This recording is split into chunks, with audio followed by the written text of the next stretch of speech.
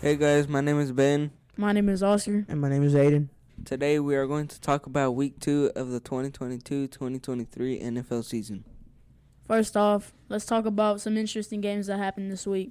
To start it off with the Cowboys versus Bengals. On the Cowboys side, backup quarterback Cooper Rush had 235 yards all-purpose with 1 touchdown. He really carried the offense, but next most yards by a player was Noah Brown with 91 yards and 5 receptions.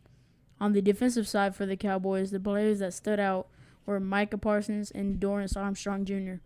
Both had 2 sacks on starting quarterback Joe Burrow.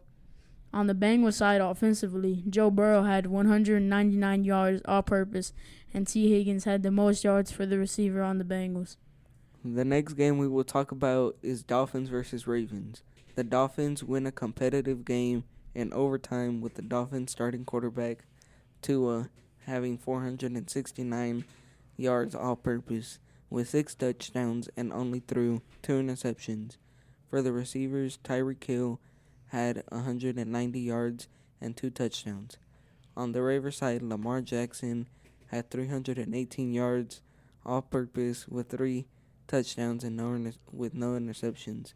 Their best receiver was Rashard Bateman with 108 yards receiving and 1 touchdown. The other good game to talk about is the Seahawks versus 49ers. Now let's talk about the 49ers offense. Jimmy Garoppolo had a decent game. He was 13 for 21 with 154 yards and 1 touchdown.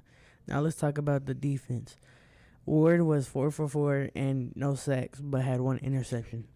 Good games to look out for next week is going to be Buccaneers versus the Packers because Tom Brady is going against Aaron Rodgers, and both teams have good reputations as Super Bowl competitors. Thank you for listening to our podcast. Please make sure to check back in next week for more weekly NFL news.